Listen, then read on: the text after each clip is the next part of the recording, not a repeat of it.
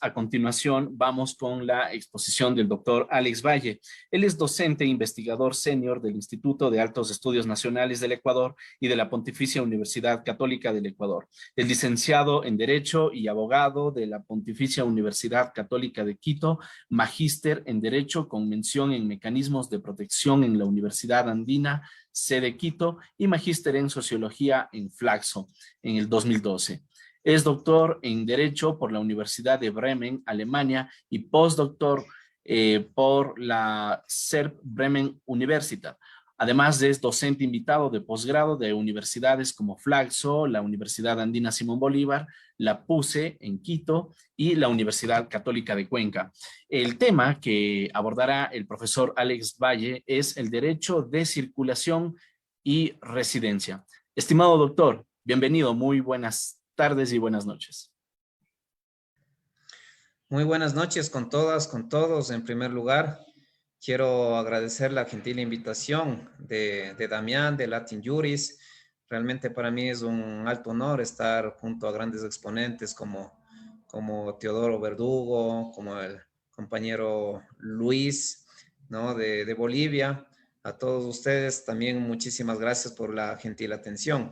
Efectivamente, el día de hoy me han invitado para hablarles sobre el tema del derecho a la residencia y el derecho a la circulación dentro del sistema interamericano de derechos humanos.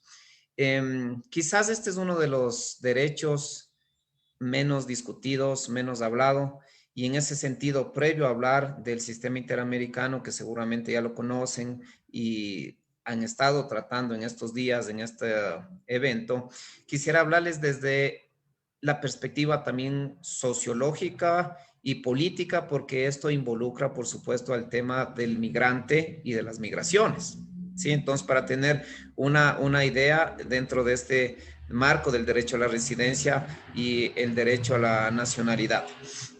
Y, por supuesto, también preguntarnos al final si es que existe efectivamente un derecho a migrar o no existe un derecho a migrar.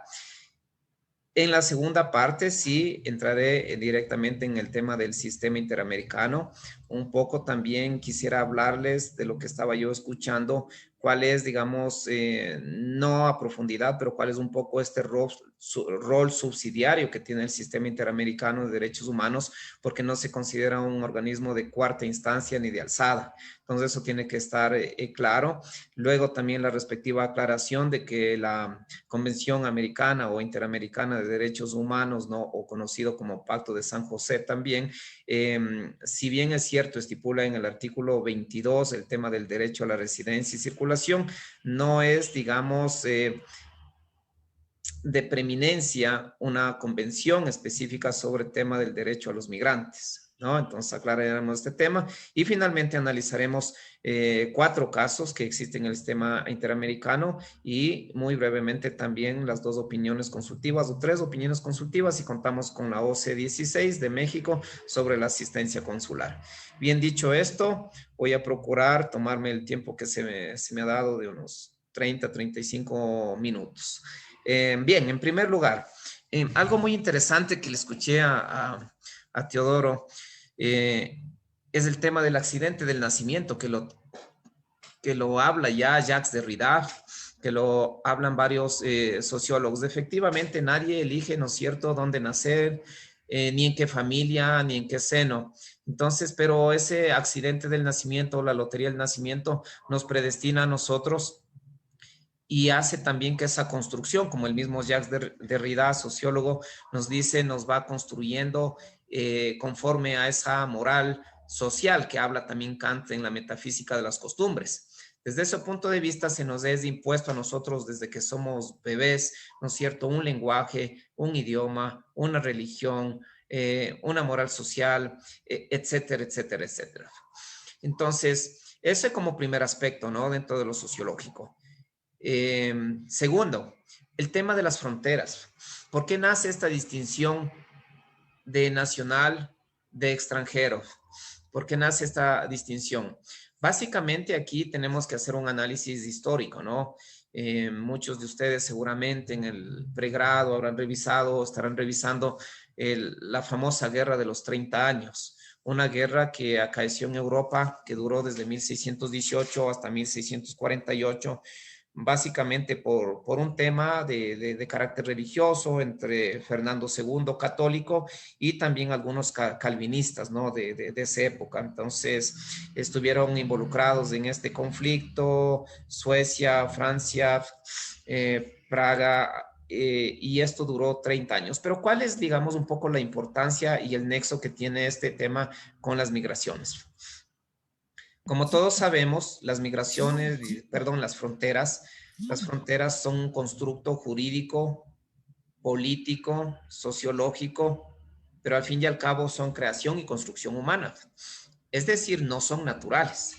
Entonces, el hombre en algún momento determinado dijo, vamos a fijar una frontera que va a través de este río, a través de esta montaña y se extiende hasta tal lugar, etcétera, etcétera. ¿Para qué?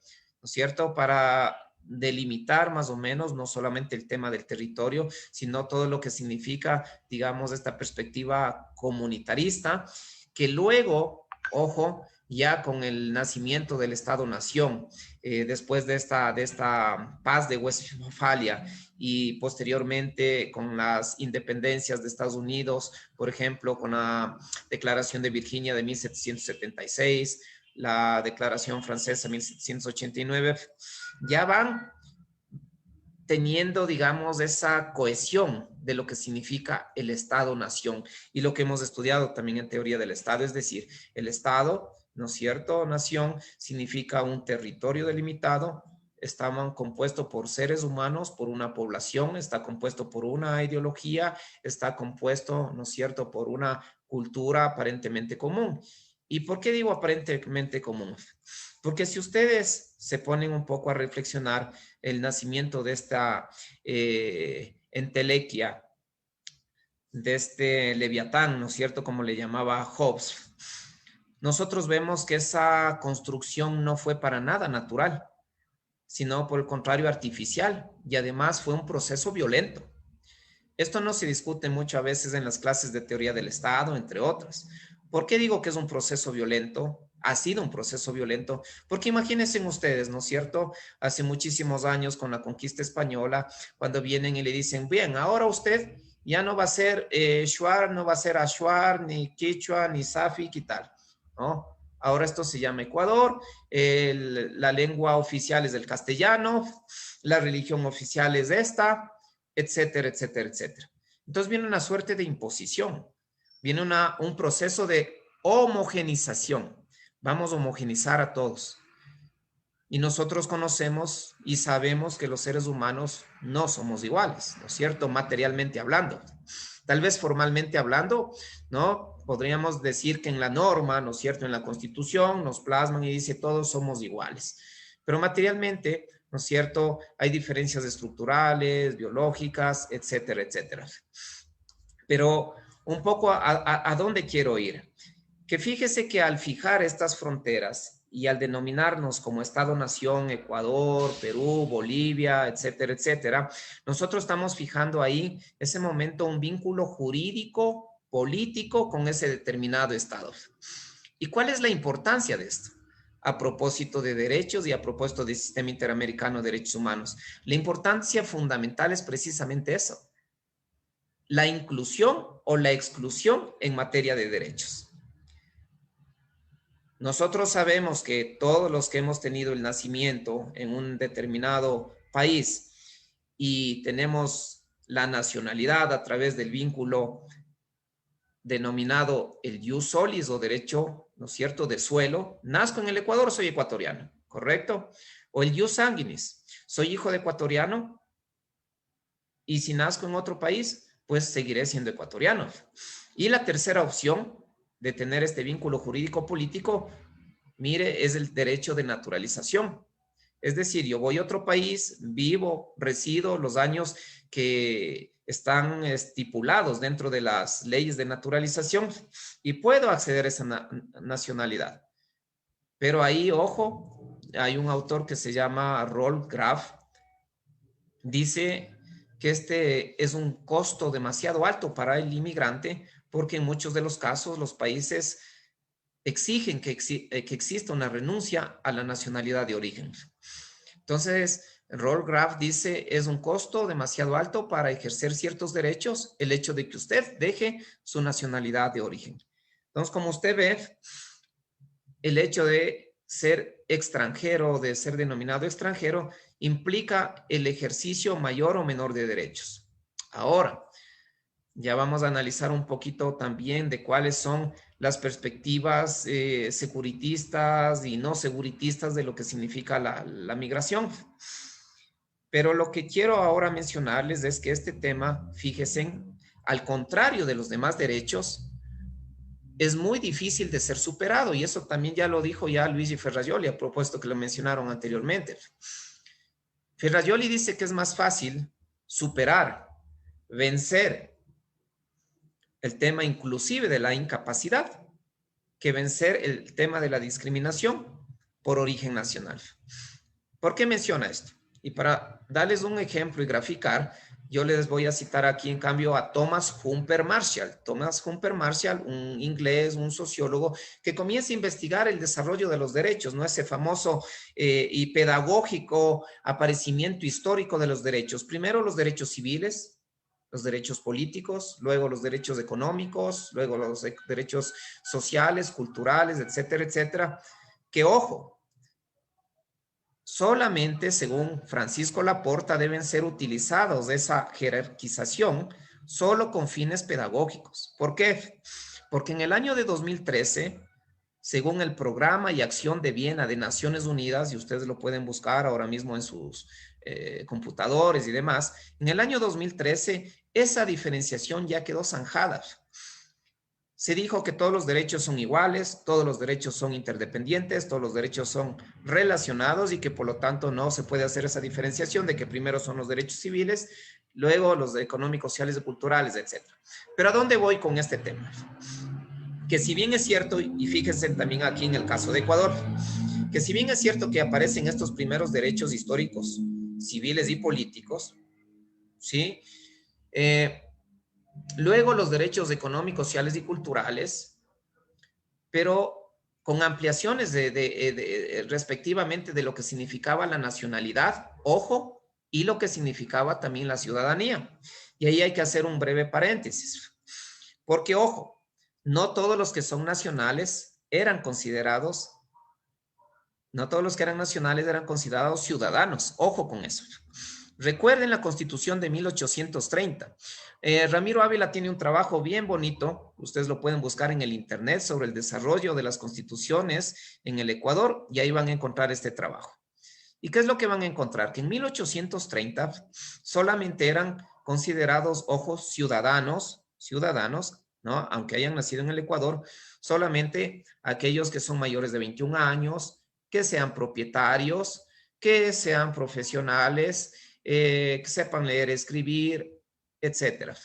Es decir, había una ciudadanía censitaria, una ciudadanía exclusiva, privilegiada, que según ojo, y que lo cita ahí mismo, me parece el doctor Ramiro Ávila, a finales de 1890 únicamente llegaban entre el 3 y el 5%, citando al historiador Ayala Mora. ¿Qué quiere decir? Que únicamente del 100% de nacidos en el Ecuador, apenas un 3 y un 5% eran considerados ciudadanos. ¿A quiénes se excluía ahí? Se excluía a las mujeres, se excluía a los menores de 21 años, se excluía a los que no eran propietarios, se excluía ahí a los analfabetos y por supuesto ahí entraba todo lo que era la población indígena, mestiza, etcétera, etcétera. Entonces fíjese que no necesariamente la nacionalidad desde esa época y en muchas constituciones le dio directamente la posibilidad de ser ciudadano.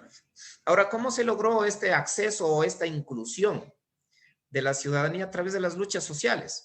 Entonces, luego grupos de mujeres, ¿verdad? Comienzan a pelear por sus derechos, las sufragistas se incluyen ahí, luego comienzan a luchar por los derechos, grupos y comunidades indígenas se incluyen. Por eso es, mis estimados y mis estimadas, que yo soy crítico del famoso contrato social. Porque ¿de qué contrato social hablamos, no es cierto? Después de la Revolución Francesa, ¿no? Con Rousseau, con todos los padres del liberalismo, si en ese contrato no estaban incluidas las mujeres, por ejemplo. Y tan era así que ustedes pueden buscar en el internet también ahora, que cuando escribieron la famosa Declaración de los Derechos del Hombre y del Ciudadano, se le ocurrió a Olympique de Gouges escribir la Declaración de los Derechos de la Mujer y la Ciudadana. Y también lo encuentran en su internet de forma gratuita. ¿Y qué le pasó a la ciudadana? Fue llevada a la guillotina. Fue llevada a la guillotina por criticar al sistema. ¿Qué les quiero ilustrar con todo esto? Que si usted ve que este desarrollo que ha existido a nivel histórico en todos los países, de los derechos civiles, de los derechos políticos, de los derechos económicos, sociales y culturales, este no ha sido para todos los grupos. Sí, se han incluido las mujeres, sí, se han incluido las comunidades, pueblos, etnias y demás. Se han incluido los no propietarios, se han incluido los que profesan todas las religiones, porque también en un momento determinado quienes no profesaban cierta religión también no eran considerados ciudadanos. Entonces, claro, se ha eliminado esa ciudadanía censitaria, pero no de completo, dejando un grupo afuera, un grupo que es el de los inmigrantes, el de los extranjeros, el de el otro. Tan es así que si ustedes revisan, por ejemplo, el mismo Pacto de Derechos Civiles y Políticos, el Pacto de Derechos Económicos, Sociales y Culturales, al momento de hablar, por ejemplo, de los derechos civiles y políticos, artículo 25 del pacto, si no me equivoco, y menciona que el derecho político depende de la soberanía de los estados en el caso de los extranjeros.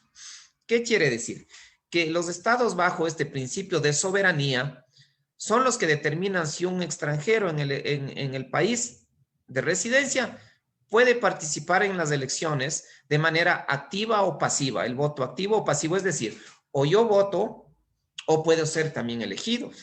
En el caso nuestro, nosotros conocemos que a través del derecho de residencia, ya les voy a hablar más luego este tema de aquí, los residentes con 5 años en el Ecuador, sin llegar al proceso de naturalización, pueden obtener el derecho al voto. Pero esto es una constante. Algún momento hice, y les voy a pasar también unos 2 links al final, mi estimado Damián, me hace acuerdo, de unos 2 libros del cual fui parte, el uno publicado en la Universidad de Valencia sobre migraciones y políticas públicas, y el otro que justo el día de hoy me mandaron de Colombia con Claxo sobre el derecho de todos somos migrantes. Son de acceso gratuito y van a encontrar unos muy buenos artículos de ahí. Pero bien, volviendo a este tema, ¿no es cierto?, de la inclusión, de la exclusión, se dan cuenta que este grupo, el de los migrantes, queda excluido. Y en una investigación que realicé en algún momento justamente de estos derechos, prácticamente en todo el mundo existe la limitación del derecho político. Dice, no, el derecho político es un privilegio solamente de los nacionales. No puede ser dado a los extranjeros, porque ya muchos derechos se les ha dado, como los civiles, etcétera, etcétera. Esto desde los teóricos que son libertarios, que son nacionalistas y demás. ¿Por qué surge esto? Les voy a dar ahí 4 elementos que son, digamos, la base de su discurso teórico. 1, el tema del enemigo externo. Generalmente y históricamente, y esto inclusive está en este libro de Adela Cortina, que lo pueden encontrar, ¿no? Muy, muy bonito, sobre la aporofobia. Aquí tiene un análisis muy interesante que dice que los seres humanos guardamos inclusive, ¿no?, en nuestras cortezas cerebrales y demás, esa quizás restricción, adversión al otro, a lo nuevo, a lo que no es igual a nosotros. Y que desde ese punto de vista, claro, cuando había muchas guerras con los países vecinos, etcétera, etcétera, entonces muchos veían con muchísimo recelo, con mucha discreción, no, es que este es el otro. Si entran aquí muchos, ¿no es cierto?, en nuestro tiempo que teníamos la guerra con Perú, ¿qué va a pasar? El segundo elemento es el enemigo interno. Y el enemigo interno, ¿quiénes son los enemigos internos? Miren lo que pasa y en todos los países que nos están escuchando. Hay un alto índice de criminalidad. ¿Y qué es más fácil para el gobierno? ¿Será más fácil reconocer su fracaso en la política pública en materia de seguridad y decir, mire, no tenemos buena política en materia de seguridad? ¿O es mucho más fácil decir el extranjero, el otro? Hay demasiado migrante de tal o cual país. Y ellos son los que provocan, ¿sí?, el tema de la delincuencia. Y yo les invito a mis amigos, mis amigas, a buscar igual estadísticamente, porque ese trabajo lo he hecho 2 veces acá en Ecuador, en el 2010 y me parece 2016, el porcentaje de delitos cometidos por extranjeros en sus respectivos países. Acá en el Ecuador, por el año 2010, llegaba apenas como a 92% cometidos por nacionales, es decir, ecuatorianos, y 8% cometidos por extranjeros. Y de ese 8%, un 2-3% por colombianos, por ejemplo, por darles una cifra. Y ahora, después, tipo 2016, estamos por las mismas cifras. Entonces, estadísticamente y fácticamente, usted puede decirle, mire, esto es una falacia. Es decir, que el crimen ha aumentado por el ingreso de extranjeros. Vamos con el tercer elemento por cuestión de tiempo. El tercer elemento es el tema de carácter cultural. En países como Alemania, donde pude vivir 5 años por el tema del doctorado, y en Europa en general, muchos dicen, uy, se están viniendo muchos musulmanes, muchos africanos, están poniendo aquí los moshés, sus iglesias y demás. No permitamos tanto ingreso de inmigrantes porque a nivel cultural también vamos a permear nuestra cultura propia, nuestra cultura, ¿no es cierto?, originaria. Y eso no se puede permitir. Y el último, ¿no es cierto?, el tema laboral. El cuarto elemento es el tema laboral. No dejen ingresar al otro, al extranjero, porque nos quita trabajo. Cuando igual nosotros podemos verificar que es muy, muy complicado, inclusive los que trabajan en derecho laboral y vienen técnicos de otros países, muy complicado justificar la contratación de un técnico extranjero. Pero en fin, vamos con estos elementos, digamos, y por otro lado ya está el tema del derecho a migrar. Artículo 13, Declaración Universal de los Derechos Humanos.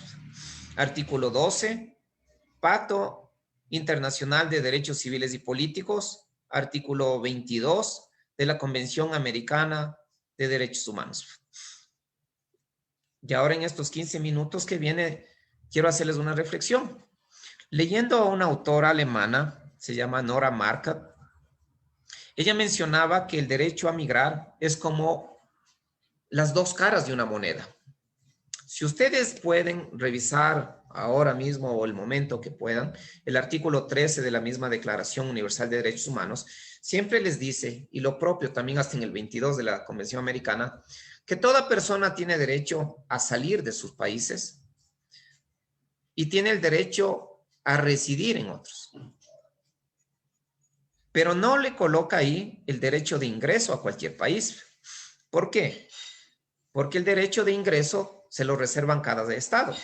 Eso está también en el libro de Kant, ¿no? En el libro de Kant, que se llama La Paz Perpetua. Ahí analiza el derecho a la residencia, el derecho a la hospitalidad, ¿no? Entonces, ahí al analizar el derecho a la hospitalidad, dice, mire, sí, al igual que usted en su casa, es libre de decir a todos, vengan acá a mi casa, ingresen, son bienvenidos. También tiene la posibilidad de decir, ¿sabe qué? No es usted bienvenido, no ingrese, ¿verdad? Entonces, claro, así mismo hace un poco esa metáfora y dice los estados igual. Tienen la posibilidad de decir quiénes son bienvenidos, quiénes son no bienvenidos. ¿No? Y ahí viene también un poco ya a nivel sociológico cuál es el buen migrante y cuál es el mal migrante, y viene nuevamente aquí lo de que dice Adela Cortina. ¿Por qué no es cierto un ciudadano norteamericano que viene acá, que es empresario, bueno, es bienvenido? Hablemos, por ejemplo, de Sierra Leona o países, ¿no es cierto?, muy pobres, que ustedes también busquen. Es interesante ver, por ejemplo, el tema del acceso a visas. Usted pone, dice, un norteamericano, ¿a cuántos países puede entrar sin visa? Usted va a encontrar que unos 170 por lo menos. En cambio, un ciudadano camerunés, ¿a cuántos países puede entrar sin visa? A 20 quizás, a 30. Y ahí también hay una diferenciación de lo que significa la ciudadanía, fíjese, a nivel internacional y la posibilidad de ingreso. ¿A dónde voy con esto? Porque efectivamente, y gracias también a la compañera que nos puso el artículo 13.1 de la declaración en el chat, no se garantiza este derecho de ingreso. ¿Y qué es lo que dice Nora Marquardt entonces? Al no garantizar el derecho de ingreso, solamente está garantizando el derecho de un lado de la medalla, no el otro. Hay algunos autores que discuten esto y dicen, no, no, pero sí hay derecho a migrar. Ahí está el artículo 13 clarito. Oiga, pero materialmente, si es que yo me voy a un país donde necesito visa, me voy a Estados Unidos y le indico, mira, aquí está el 13.1. ¿Será que me deja entrar con eso? No. Va a decir, no, usted necesita visa. Y listo, y punto. Y este es el Estado que me va a decidir si es que yo ingreso o no ingreso. Entonces, desde el punto de vista de Marcat, la única posibilidad del derecho a migrar es el que tienen los refugiados o las personas en situación de protección internacional. ¿Por qué? Por el principio de no refoulement o el principio de no devolución que está estipulado en la Convención de 1951 sobre el derecho de los refugiados. Entonces ahí se dice evidentemente en su artículo 1 que todas las personas que tengan un temor fundado de posibles violaciones a su derecho a la vida, a su integridad personal, pueden ingresar, ¿no es cierto?, a estos países solicitando protección internacional. Y claro, ya otra cosa será el proceso de refugio, si es que les dan la calidad de refugio, pero mientras tanto tendrán esta calidad de solicitantes de refugio. Entonces, hasta ahí, digamos, esta primera parte, ¿no? Para entender, digamos, todo lo que significan estos derechos. Ahora, esto a nivel internacional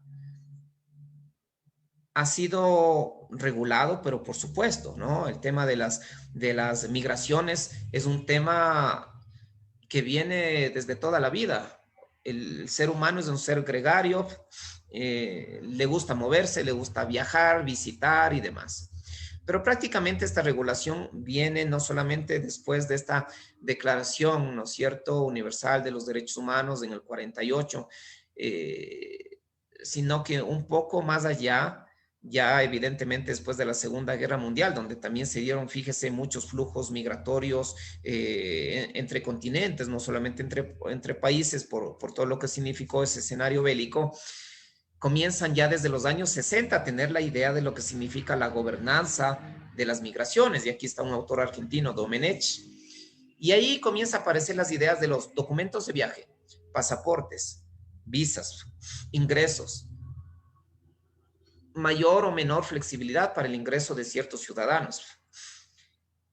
En mi investigación doctoral, que justamente la hice sobre migración, yo encontré que desde 1861 ya teníamos una ley, por ejemplo, de inmigración, en la cual se decía prácticamente son bienvenidos los europeos, los norteamericanos y les damos tales y tales cosas.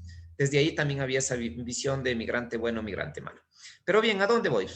Que los estados en este principio de soberanía, por supuesto, al final deciden quién ingresa y quién no ingresa.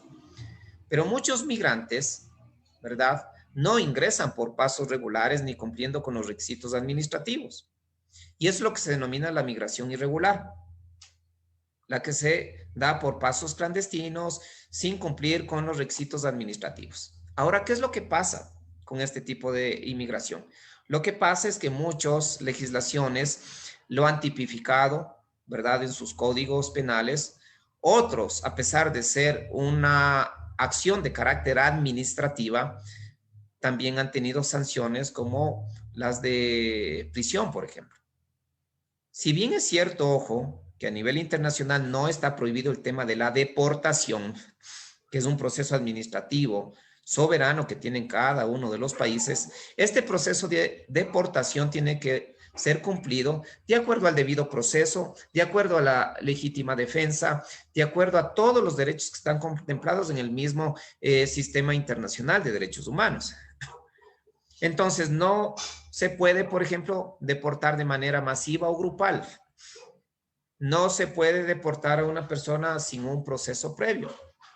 No se puede hacer las devoluciones en caliente o expulsiones, como pasan. Está en la frontera. Y de esto hay un caso también ya de la Corte Constitucional Ecuatoriana, de un grupo de venezolanos. La misma policía, ¿no?, sin tener ningún proceso, los llevan fuera, sin ni siquiera distinguir que son quizás solicitantes de protección internacional. Entonces, claro, esto también ha generado la evolución en el sistema internacional y en el sistema interamericano en concreto de lo que significa. Caso 1, el caso de las niñas Jean Bosico versus República Dominicana, 2005. ¿Qué es lo que pasa entre Haití y República Dominicana, no es cierto? Esa islita que también fue colonial. Y fijarás en ustedes, busquen el mapa de África y cuando vean el mapa de África van a ver que todo está trazado casi con líneas rectas. ¿Qué quiere decir? Que las excolonias, sin tomar en cuenta, fíjese algún rato los temas de las características culturales y demás, cogieron y dividieron, ¿no? Como dividir ahí un pastel, yo no sé.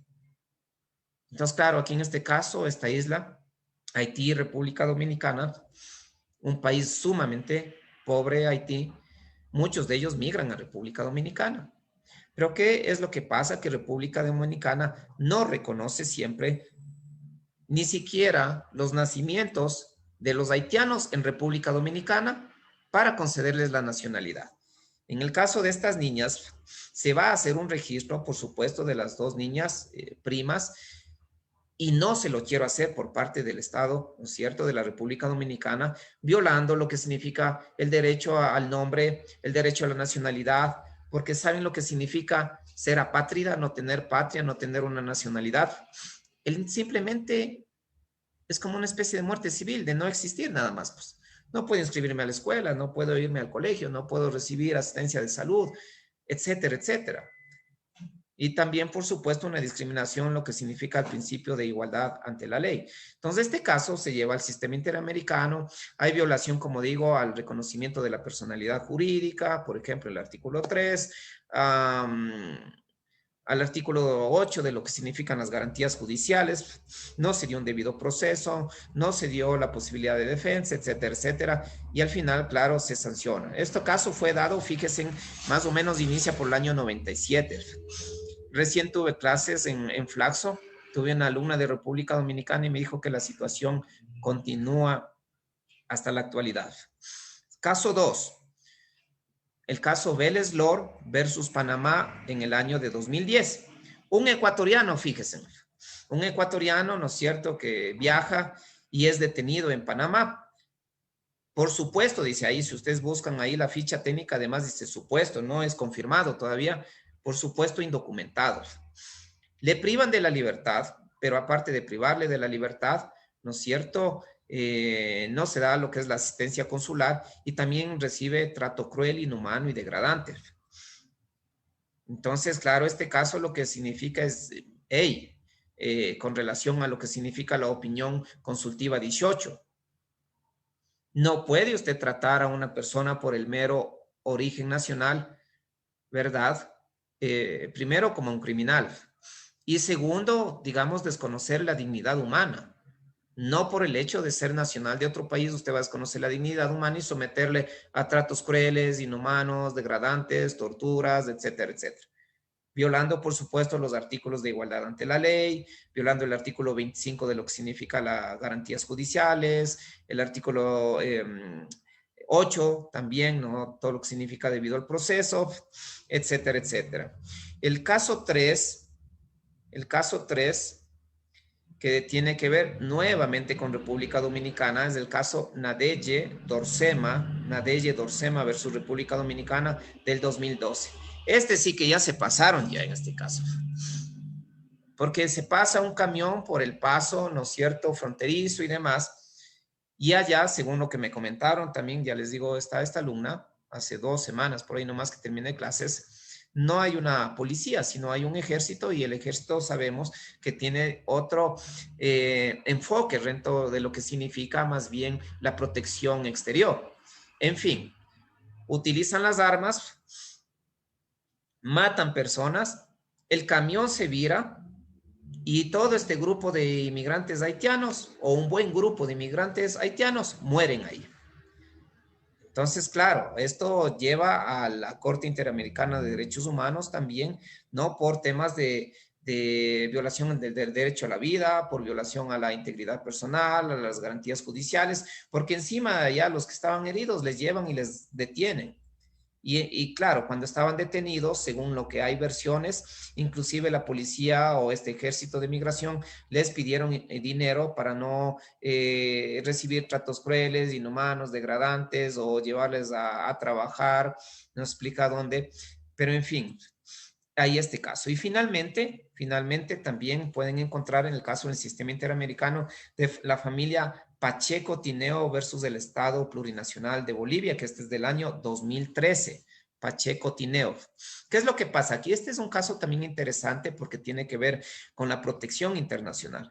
Una familia que huye del Perú, ustedes recuerdan los años 90, épocas de Fujimori, ¿no es cierto? Y ahí también hay muchísimas violaciones que llegaron al sistema interamericano, caso Loaiza Tamayo, Castillo Petrus y Castillo Páez, de lo que yo me acuerdo, donde se vulneraron derechos en nombre igual de la seguridad y en contra del terrorismo, etcétera. Entonces, en este caso, la familia Pacheco Tineo sale del Perú, se va a Bolivia, después deja Bolivia, va a Chile, en Chile recibe la protección internacional, son declarados como refugiados, ojo, son declarados como refugiados, y después dice, bueno, creo que ya ha pasado un buen tiempo, sería bueno regresar a nuestro país, Perú.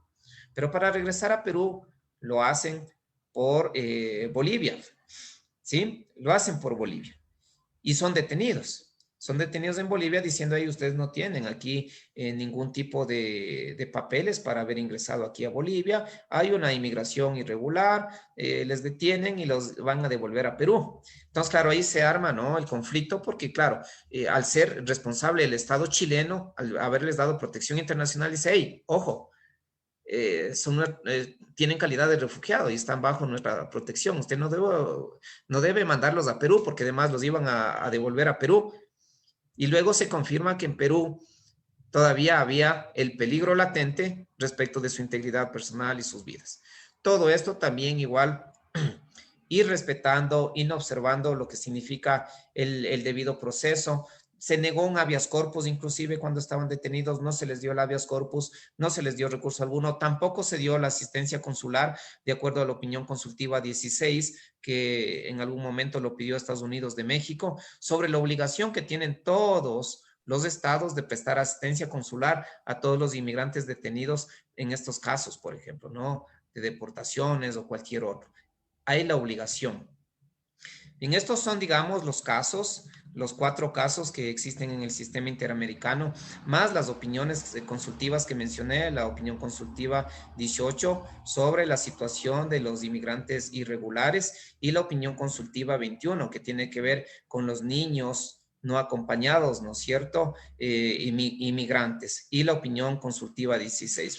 Ahora, ¿por qué la importancia dentro del sistema interamericano respecto de este tema para ya ir concluyendo? Uno, porque nuestros estados han firmado no solamente la Convención Americana de Derechos Humanos y la han ratificado, sino en el caso de Ecuador, por ejemplo, ha firmado la competencia contenciosa. Es decir, yo acepto que la Corte Interamericana me juzgue, ¿no? Y firmo ahí con puño y letra en casos de violación de derechos contenidos en la Convención Interamericana de Derechos Humanos. Por lo tanto, de acuerdo al principio pacta sunt servanda, los pactos son sagrados, al principio bona fides, de buena fe, tienen que cumplirse. Entonces, luego el Estado no puede decir, hey, yo no he sabido, no he conocido. Esto lo pueden complementar ustedes también revisando la Convención de Viena sobre el Derecho de todos los tratados de 1969. En la Convención de Viena de 1969 se estipula todo lo que son los tratados internacionales y las obligaciones.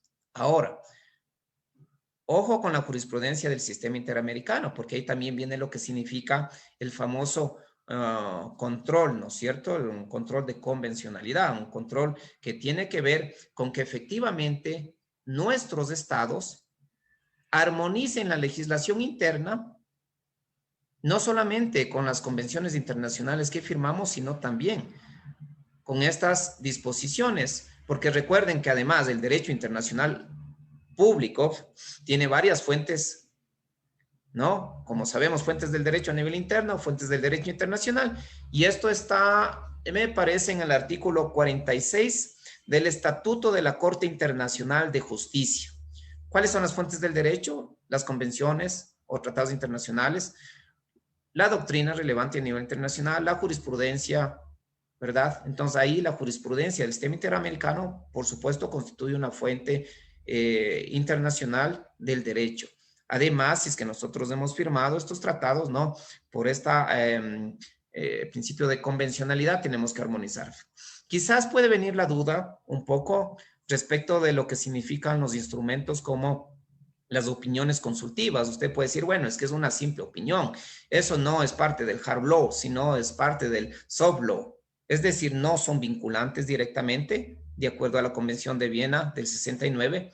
Pero ojo, el desarrollo también jurisprudencial del sistema interamericano sí ha indicado que las opiniones consultivas sí tienen un valor de vinculación en el sentido de que, uno, pueden ser incluidas dentro de la jurisprudencia del sistema interamericano, como ya ustedes podrán ver en diferentes sentencias.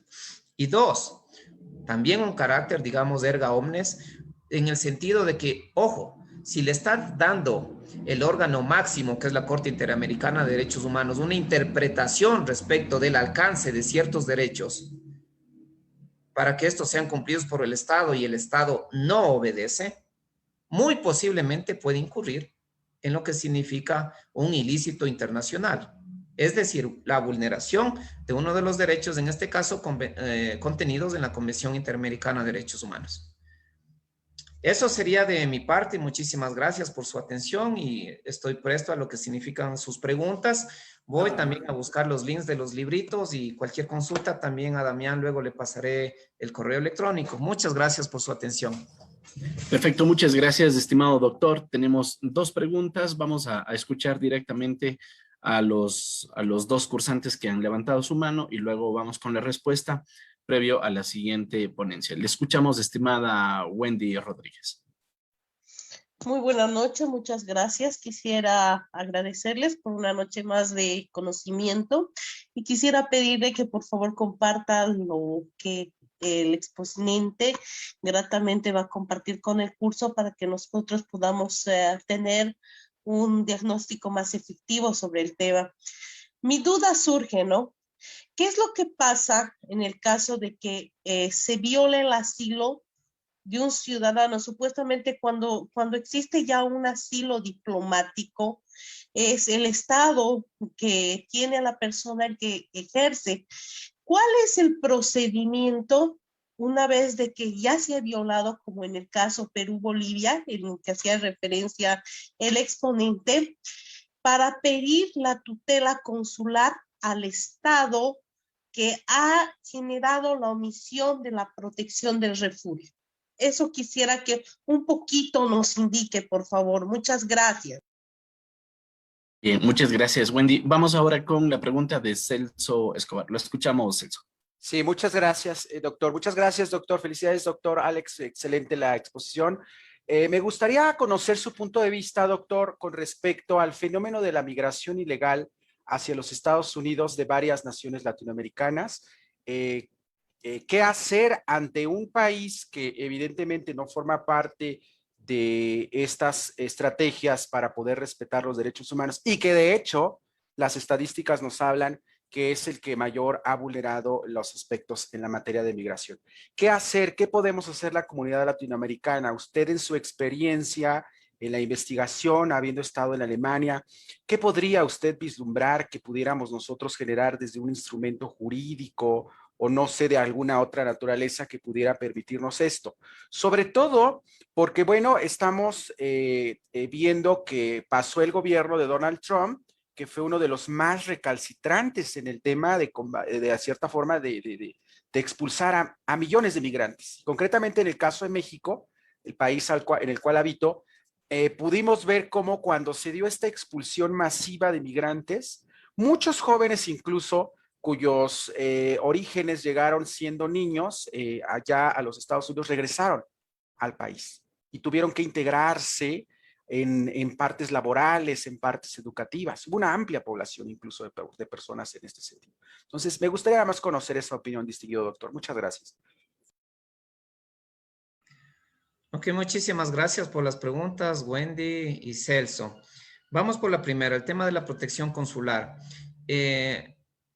La protección consular, ojo, estipulada en la opinión consultiva 16, de alguna manera manda, y digo de alguna manera porque si bien es cierto, muchos me pueden decir, oiga, esta opinión consultiva es solo una opinión consultiva, pero ya existen estos casos particulares, ¿no es cierto?, como Tineo Pacheco y otros, en los cuales ya se ha convertido en jurisprudencia.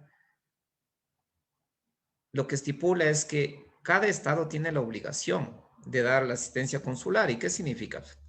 Proveer de un abogado, proveer de la asistencia administrativa, proveer de todos los canales que significan para este connacional. Y los estados deben, por supuesto, avisar a los estados de cuál es origen. ¿Qué significa esto de aquí? Que los estados tienen que respetar. Ahora usted me pregunta y dice, bueno, pero ¿qué pasa si no se respeta, no es cierto? ¿Cuál es el canal? Primero, yo le diría en este caso, todo lo que significan las acciones de carácter diplomático, ¿no? Todas las acciones a agotar de carácter diplomático. Luego, si hubiese, ojo, encima del irrespeto al debido proceso, por ejemplo, o quizás a la integridad personal, artículo 5, o quizás del artículo 8, lo que significa las garantías judiciales, o el 25, la protección judicial. Es decir, no me dan la posibilidad, por ejemplo, de un recurso de alzada, el doble conforme, no tengo el acceso a un abogado, etcétera, etcétera. Podría primero seguir instancias internas. De hecho, debería. Los que trabajan en el sistema interamericano y conocemos el sistema interamericano, sabemos que no se pueden los casos enviar directamente a la Comisión Interamericana de Derechos Humanos, sino que lo que se solicita es el agotamiento de recursos internos. Por favor, revisen el artículo 44, ¿no es cierto? Y el artículo 46 especialmente, el artículo 46, que son los requisitos. Uno de los requisitos para llevar un caso al sistema interamericano es el agotamiento de los recursos internos. El otro es la regla de los 6 meses desde la última sentencia judicial en firme, ¿sí? Que tiene que darse. Entonces, lo primero tendría que ser todo el tema de agotamiento de recursos internos. Solo cuando no agoto recursos internos, y están las excepciones en el 46.2, porque creo que hay 46.1 o 46.2, yo no agoto recursos internos primero cuando no los hay, pues. Entonces, si yo no tengo un recurso interno, en este caso particular, digamos, que yo pueda demandar la posible violación o inobservancia de la opinión consultiva 16, pues no tendría que agotarlo, podría llevar directamente, fíjese. Segundo, si es que existe denegación de justicia, es decir, yo voy con el caso, lo denuncio y lo que me dicen, no es posible, aquí no tenemos tus casos, no es posible, voy a otro juzgado, otra judicatura, otra policía, no es posible, me niegan justicia. Y claro, yo tengo que probar, por supuesto, pero si ya voy varios años quizás tratando de incoar un proceso y me niegan, pues puedo decir, mira, aquí hay denegación de justicia. Y tercero, lo que significa el retardo injustificado de justicia. No me deniegan, me admiten a mí el proceso, me permiten ingresar la demanda, ¿no es cierto? O en el caso penal la denuncia. Pero yo voy yendo a los juzgados todos los días y la acción se me demora ahí 2, 3 años. Una acción que quizás se demora 1 año. Entonces yo le digo, oiga, pero me están aquí retardando, dilatando la justicia. Entonces, en ese caso en particular, yo también puedo ir al sistema interamericano. Entonces, todo depende, tal como le dijo el doctor Teodoro Verdugo, de la circunstancia y el caso en concreto. No sé, ¿estamos claros ahí, mi estimada Wendy? ¿Sí? Creo que se me fue ya. Bueno, espero que esté Está con el micrófono apagado. Ok. Vamos ahora con la pregunta de Celso. A ver, hay una cosa bien interesante, súper interesante, mi estimado Celso, y que en migraciones casi no se las habla, no se las comenta, porque quizás es un tema sociológico. Por eso, digamos, fue algún momento dado mi interés por la sociología y estudié, porque para entender migraciones no lo podemos entender únicamente por el derecho. Fíjese que después del año 60, como le decía yo, y Domenech lo escribe, comienza una idea de gobernanza global en tema de migraciones. Así como comenzó en 1917 el tema de drogas, ¿no es cierto? Y eso tiene Rosa del Olmo, por ejemplo, un escrito en materia de drogas.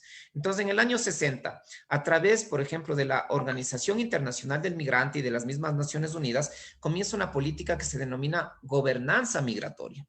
Y esta gobernanza migratoria comienza a plantear, fíjese, no necesariamente, o tal vez un poco encubiertamente, el tema de los derechos y la protección a los migrantes, ¿sí? Pero, ¿qué es lo que propone? Y aquí tengo yo unas notas también de mis clases. Propone, por ejemplo, crear espacios de libre circulación regional. Propone integrar esta gobernanza, integrar migrantes en países de destino. Propone vincular esta migración, ¿no es cierto?, a todo lo que significan los países de acogida. Propone facilitar el retorno voluntario. Propone lo que significa el reencuentro familiar. Propone combatir la trata y el tráfico, ¿no es cierto?, de migrantes. Pero todas estas, digamos, proposiciones son solamente sobre el tema de la migración regular. Entonces, en otras palabras, al plantear todos estos principios, mi estimado Celso le dice, mire, si usted quiere tener derecho a todo esto de aquí, usted tiene que migrar de manera regular, de manera legal, como también algunos lo denominan, ¿no es cierto? Si es que tiene tener estos derechos. Caso contrario, en otras palabras, no se queje de los posibles efectos que esto tenga. Aunque eso está regulado también en la opinión consultiva 18, ¿no? O sea, no por el hecho de ser un inmigrante irregular, pues usted me va a poner en un calabozo sin comida, sin comunicación, sin derecho a la defensa, etcétera, etcétera. Entonces, ¿qué se debe hacer? Y algún momento leí también de Ferrajoli que proponía en las teorías de la justicia, ¿no? Y el mismo John Rawls dice, mire, sería conveniente que los países, por ejemplo, del norte global, hablando no solamente norte en situación, digo, en aspecto geográfico, sino de los países más desarrollados, den la posibilidad de la apertura de puertas a los países menos desarrollados, inclusive quizás solamente de carácter temporal. Entonces, es una de las medidas que han tomado muchos países.